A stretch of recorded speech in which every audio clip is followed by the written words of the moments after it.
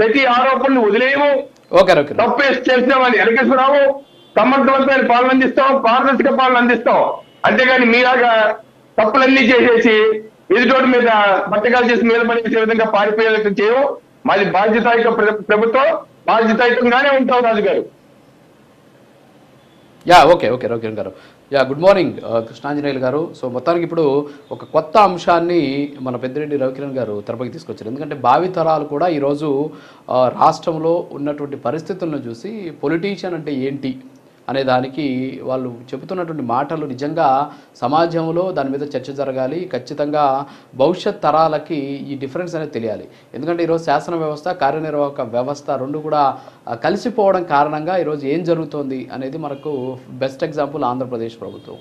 ఎందుకంటే గతంలో చూసాం మనం, కార్యనిర్వాహక వ్యవస్థలో ఎప్పుడైతే రాజకీయం అంటే శాసన వ్యవస్థ ఎప్పుడైతే జోక్యం చేసుకుంటుందో అప్పుడు అక్కడ ఎమడలేనటువంటి సిచ్యువేషన్స్ ఉంటాయి. సో ఇప్పుడు ప్రభుత్వాలు మారుతున్నాయి, పార్టీలు మారుతున్నాయి, అవినీతి విషయం, ఆరోపణల విషయం, అంతేకాకుండా విమర్శలు, సెటిల్మెంట్లు, దందాలు అనేటటువంటి ఆ పేర్లు వాటికి సంబంధించినటువంటి తీవ్రత మాత్రం తగ్గేటటువంటి సిచ్యువేషన్ కనిపించట్లేదు. ఏమంటారు కృష్ణాంజనేయులు గారు? నమస్తే అండి, ప్యానల్ మెంబర్స్ అందరికి కూడా నమస్కారం. ఇలాగా రాజకీయ పార్టీలకు సంబంధించినటువంటి వాళ్ళు ఒక పార్టీ అధికారంలో ఉండటం, ఒక పార్టీ ప్రతిపక్షంలో ఉండటం, అధికారంలో ఉన్నప్పుడు ఒకలాగా వ్యవహరించటం, ప్రతిపక్షంలో ఉన్నప్పుడు ఇంకొకలాగా మాట్లాడటం, ఇవన్నీ రాజకీయాల్లో సర్వసాధారణమైనటువంటి విషయాలు. ఇప్పుడు కరప్షను, ఆయన అవినీతి, అక్రమాలు, దందాలు ఇలాంటి విషయాలు మాట్లాడుకోబోయే ముందుగా మనము రాజకీయాలు, వీటికి సంబంధించినటువంటి పూర్వాపరాలు, స్వతంత్ర భారతదేశంలో కొద్దిగా బేసిక్ కొన్ని విషయాలు మాట్లాడుకోవాలి ఖచ్చితంగా. కొద్ది రాజకీయాల్లో వచ్చినటువంటి మార్పులను కూడా మనం ఒకసారి గమనించాలి. మన స్వతంత్రం వచ్చిన తర్వాత ఆ రోజున రాజకీయాల్లో ఉన్నటువంటి వాళ్ళు ఎవరు? స్వతంత్ర పోరాటాల్లో పాల్గొన్నటువంటి వాళ్ళు, ప్రజాసేవ చేయాలనుకునేటువంటి వాళ్ళందరూ అత్యధిక మంది రాజకీయాల్లో ఉన్నారు. వాళ్ళు ప్రజాప్రతినిధులుగా ఎన్నికయ్యారు. ఆ తర్వాత ఆ క్రమంలో వీళ్ళకి రాజకీయాల్లో అంటే ఎన్నికల్లో సహకరించినటువంటి వ్యాపారవేత్తలు కూడా మనం సహకరిస్తే కదా, మనం డబ్బులు ఇస్తే కదా వీళ్ళు ఎన్నికల్లో గెలుస్తుంది, కాబట్టి మనమే ఎందుకు రాజకీయాల్లోకి రాకూడదు అనేటువంటి విషయంలో ఒక 20 ఏళ్ల తర్వాత 1970s, 80s ఆ టైంలో వ్యాపారవేత్తలు వచ్చినటువంటి పరిస్థితి. ఆ వ్యాపారవేత్తలు రాజకీయాల్లోకి వచ్చిన తర్వాత వాళ్ళు ప్రజాసేవ చేయటం కన్నా కూడా వాళ్ళకి రాజకీయాలు ఒకవైపు ప్రజాసేవ, ఇంకొక వైపు వ్యాపారం. అయితే ఈ విధంగా ఎన్నికల్లో గెలవాలి అని అంటే కండబలం కావాలి అనేటువంటి దాని మీద రౌడీలు, గూండాలు ఇలాంటి వాళ్ళ సహకారం తీసుకొని రిగ్గింగులు చేయటం, ఇవన్నీ కూడా రాజకీయాల్లోకి ఉన్నాయి. అంటే ఈ విధంగా రౌడీలు, గూండాలు ఏం ఆలోచించారు అని అంటే, మనము ఇవన్నీ సహకరించి రిగ్గింగులు చేస్తే కదా ఈ వ్యాపారవేత్తలందరూ కూడా గెలుస్తుంది, కాబట్టి మనమే ఎందుకు రాజకీయాల్లోకి రాకూడదు అనేటువంటి విధంగా 90s, 2000 ఆ టైంలో నేరుగా గూండాలు, రౌడీలు, దౌర్జన్యాలు చేసేవాళ్ళు, కండబాటం ప్రయోగించడం వాళ్ళు కూడా రాజకీయాల్లోకి వచ్చారు. ఈ విధంగా 2000 తర్వాత మనం ఇప్పుడు ఉన్నటువంటి 20 ఏళ్ల రాజకీయాలను ఒకసారి గమనిస్తే కార్పొరేట్స్ ఇప్పుడు రాజకీయాలను శాసిస్తున్నటువంటి పరిస్థితి. కార్పొరేట్స్ దౌర్జన్యాలు చేసేటువంటి వాళ్ళు, డబ్బు రాజకీయాలు చేసేవాళ్ళు, దౌర్జన్యాలు చేసేటువంటి వాళ్ళు, ఇది రాజకీయాలని ప్రభావితం చేస్తున్నటువంటి అంశం. ఏ పార్టీ అయినా కావచ్చు అండి, ఈ పార్టీ ఆ పార్టీ అనేటువంటిది ఏ మార్పు లేదు, కొంచెం ఎక్కువ తక్కువ. ఇలాంటి పరిస్థితుల్లో అన్ని పార్టీలు ఏం చూస్తున్నాయి? మనకు ఒక అభ్యర్థి గెలవాలి అని అంటే ఒక ఎమ్మెల్యే గెలవాలి అని అంటే ఎమ్మెల్యే నియోజకవర్గంలో నిలబడాలంటే ఒక 25 కోట్లు ఖర్చు పెట్టగలడా, 50 కోట్లు ఖర్చు పెట్టగలడా? ఒక ఎంపీ గెలవాలి, ఒక 100 కోట్లు ఖర్చు పెట్టగలడా, 150 కోట్లు ఖర్చు పెట్టగలడా? ఇలాంటి వాళ్ళని చూసేటువంటి పరిస్థితి, అలాంటి వాళ్ళకి టికెట్లు ఇచ్చేటువంటి పరిస్థితి రాజకీయ పార్టీల నుంచి ఉంది. మరి ఇలాంటప్పుడు ఈ విధంగా గెలిచేటువంటి వాళ్ళు ఏ విధమైనటువంటి రాజకీయాలు చేస్తారు? ఇది బేసిక్ ఇన్ఫర్మేషన్. 100 కోట్లు ఖర్చు చేసే ఒక ఎంపీ, లేదా 150 కోట్లు ఖర్చు చేసే ఎంపీ, లేదా 25 కోట్లు 50 కోట్లు ఖర్చు చేసేటువంటి ఒక ఎమ్మెల్యే వచ్చి డబ్బులు బాగొట్టుకొని ప్రజాసేవ చేస్తామయ్యా అని చెప్పేసి వస్తారా? వాళ్ళు ఏం సంపాదించుకోవడానికి రారా? సంపాదించుకోరా? రాజకీయ పార్టీలకు ఆ విషయం తెలియదా? ఇప్పుడు వచ్చి శుద్ధపోసు మాటలు చెప్తే జరిగేటువంటి పనేనా? ఎవరైనా అనొచ్చు, అంటే రాజకీయ నాయకులందరూ ఇలాంటి వాళ్లే ఉన్నారా అంటే మెజారిటీ రాజకీయ నాయకులు ఇలా ఉన్నాయి అన్నారు, మెజారిటీ రాజకీయ పార్టీలు ఇలా ఉన్నాయి అనేటువంటి విషయాన్ని మనం గమనించాలి. అదే ప్రభావితం చూపిస్తాయి.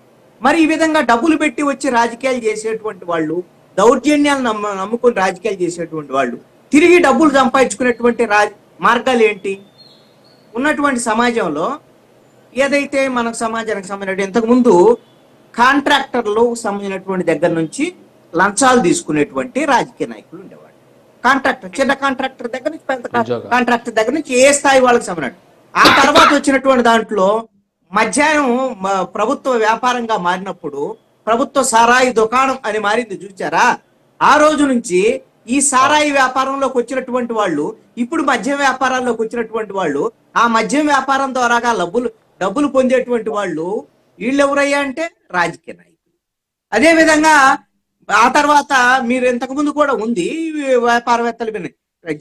రాజశేఖర రెడ్డి ముఖ్యమంత్రి అయిన తర్వాత అతి పెద్ద ఒక ఆదాయ వనరుగా ఆయన చూసినటువంటిది ఏంటంటే ప్రజలకు తెలియకుండా ఒక భూమి లోపల ఉన్నటువంటి భూగర్భ ఖనిజాలు, మైన్స్, దీనికి మనం దోచేసుకున్నాం అనుకోండి, ఇదే ప్రజలకు సంబంధించినటువంటి వ్యవహారం కాదు, వాళ్ళకేం తెలియదు అని ఇప్పుడు ఓబులపురం దగ్గర నుంచి మొదలు పెడితే అనేక రకాలైనటువంటి ఈ ఖనిజాల దోపిడీకి సంబంధించినటువంటి విషయంలో అంతకుముందు కూడా ఉన్నప్పటికీ కూడా పెద్ద ఎత్తున దోపిడీ అప్పటి నుంచి ప్రారంభం. ఇప్పుడు కూడా ఈ ఖనిజ వ్యాపారుల్లో అందరూ.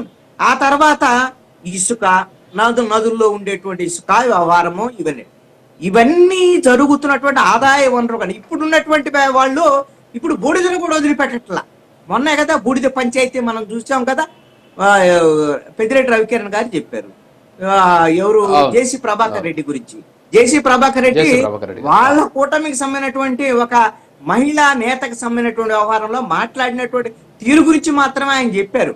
ఆయన అదే విధంగా వాళ్ళ బీజేపీ నాయకుడు మధ్య జరిగినటువంటి బూడిద పంచాయతీని ఎవరు తీర్చారు?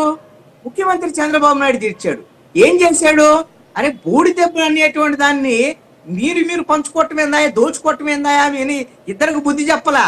వాటాలు పంచాడు. మీరు తీసుకోండి, కొట్టుకోవద్దు, జనం మనల్ని అది అంటున్నారు, ఇవన్నీ తెలియకుండా చేసుకోండి అని బాబు చెప్పాడు. అంతే తప్ప ఇంకొకటి కానే కాదు. ఇది మనం వైఎస్ఆర్ కాంగ్రెస్ పార్టీ ప్రభుత్వంలో ఆ కుంభకోణాలు జరిగాయి, అవినీతి జరిగింది. వైఎస్ఆర్ కాంగ్రెస్ పార్టీ ప్రభుత్వంలో జరిగినటువంటిది ఏంటంటే సెంట్రలైజ్డ్ కరప్షన్ జరిగింది. సెంట్రలైజ్డ్ అనమాట. మొత్తము ఈ ఇసుక, మద్యము, మైన్స్, వీటికి సంబంధించినటువంటి వ్యవహారం కొద్ది మంది చేతుల్లో. జగన్మోహన్ రెడ్డి, పెద్దిరెడ్డి రామచంద్రారెడ్డి, విజయసాయి రెడ్డి, అదే విధంగా వైవి సుబ్బారెడ్డి, సజ్జల రామకృష్ణారెడ్డి, ఇలాగ కొద్ది మంది చేతుల్లో మాత్రమే ఉంది. దాన్ని ఇప్పుడు ఉన్నటువంటి దాంట్లో కొద్దిగా మిగతా వాడు కూడా ఎంత కొంత పంచుకున్నాడు. కానీ కరప్షన్ రూపాలు మారాయి తప్ప కరప్షన్ అనేటువంటిది యథాతథంగా కొనసాగుతున్నటువంటి పరిస్థితి ఉంది. ఈ కరప్షన్ గాని, అక్రమాలు గాని, అవినీతి గాని, వీటికి సంబంధించినటువంటి వ్యవహారాల్లో రాజకీయాలకు సంబంధించినటువంటి కరప్షనే 70% అబోవ్ ఉన్నటువంటి పరిస్థితి ఉందని అనేకమైనటువంటి సర్వేలు చెప్తున్నటువంటి మాట. మిగతా వీళ్ళని చూసి ఇప్పుడు ఎంఆర్ఓ, ఎండిఓ, లేకపోతే ఎక్సైజ్ వీళ్ళకి సంబంధించినటువంటి పోస్టింగ్స్ ఇచ్చేటప్పుడు ఎమ్మెల్యేలు, మంత్రులు లంచాలు తీసుకునేటప్పుడు వాళ్ళు కరప్షన్ చేస్తున్నారు, వీళ్ళు కరప్షన్ చేస్తున్నారు, ఇద్దరు కలిసి పంచుకుంటున్నారు. ఇవన్నీ కూడా ప్రజలు వీళ్ళన్నింటినీ కూడా ఒక స్థాయి వరకు యాక్సెప్ట్ చేస్తున్నారండి. ఎందుకనంటే వీళ్ళే ఉంటారు రాజకీయాల్లో, ఏ పార్టీ చూసినా ఈ మొఖాలే కనపడుతున్నాయి. కాబట్టి ఒకసారి వాళ్ళని ఒకసారి ఓడించి ఇంకొకరిని గెలిపించేటువంటి పరిస్థితి కనీసం మారతారనేటువంటి ఆశ. ఇటీవల చూసాం కదా మనం ఒక సబ్ రిజిస్ట్రార్ లేఖ రాశారు చంద్రబాబు నాయుడికి, ఈ భూములను బెదిరించి నా చేత రాయించుకున్నారని చెప్పేసి. సో అలాంటివి చాలా ఉన్నాయి రాష్ట్రంలో. మన మదనపల్లిలో కూడా ఒక తహసీల్దార్ రాశారు, అక్కడ ఉన్నటువంటి ఎమ్మెల్యే నన్ను బెదిరిస్తున్నాడు భూములు రాయమని చెప్పేసి. అంటే వాటాల్లో తేడాలు వచ్చేంత వరకు ఇవన్నీ కూడా కామన్. రాజుగారు ఒకటే పాయింట్ చెప్తాను, ఒక్క పాయింట్ చెప్పి నేను ముగిస్తాను. ఇవన్నీ చెప్తున్నారు కదా మా కూటమి ప్రభుత్వంలో మేమందరం ఎమ్మెల్యేలను అది చేస్తున్నాం, ఇది చేస్తున్నాం అని అన్ని ఇవన్నీ శుద్ధపూస మాటలండి. నేను చెప్తాను, ముఖ్యమంత్రికి తెలియకుండా, మంత్రులకు తెలియకుండా కరప్షన్ గాని, అక్రమాలు గాని జరిగేదానికి అవకాశం లేదు. మీరు గమనించండి, ఒక ఉదాహరణ చెప్తాను మీకు. పోలవరం ప్రాజెక్టుకు సంబంధించినటువంటి విషయంలో అనేక అక్రమాలు చేసినటువంటి వైఎస్ఆర్ కాంగ్రెస్ పార్టీ ప్రభుత్వంలో జరిగినటువంటి అదే కాంట్రాక్టర్ ని ఇప్పుడు కూడా కొనసాగించేటువంటి దాంట్లో ఆ ప్రభుత్వానికి ఆయన వాటాలు ఇచ్చాడు, ఆ ప్రభుత్వానికి కరప్షన్ కి సంబంధించినటువంటి దాంట్లో తన వాటాలు పంచాడు. ఇప్పుడు ప్రభుత్వానికి ఇవ్వకుండానే వీళ్ళు అంగీకరించారా అనేటువంటి దాని మీద ఇలాగా అనేకమైనటువంటి ఉదాహరణలు ఉన్నాయి. ఇప్పుడు ఈ విధమైనటువంటి ప్రభుత్వానికి సహకరించేటువంటి మీడియాల్లో కూడా అనేకమైనటువంటి కథనాలు వస్తున్నటువంటి పరిస్థితిని గమనించవచ్చు.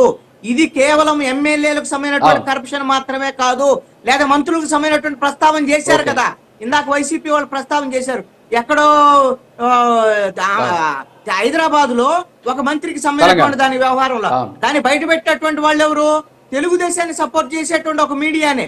ఎందుకు బయట పెట్టిందంటే మీరు గమనించండి, ఎవరైతే అధికార పక్షంలో ఉండేటువంటి ఇతర సామాజిక వర్గాలకు సంబంధించినటువంటి మంత్రులకు సంబంధించినటువంటి కరప్షన్ మీదే వీళ్ళు ఇప్పుడు ఈ రోజున చూస్తున్నటువంటి పరిస్థితి ఉంది. ఈ రోజున ప్రభుత్వంలో ఉండేటువంటి పెద్దలకి కరప్షన్ లో భాగస్వామ్యం ఉంది, మంత్రులకు భాగస్వామ్యం, అందరికీ భాగస్వామ్యం ఉంది. ఎవరు శుద్ధ పూసలు కాదు, ప్రజలు ఇవన్నీ గమనిస్తారు. సరైన పరిస్థితులు అయితే ఉన్నాయి. Okay sir.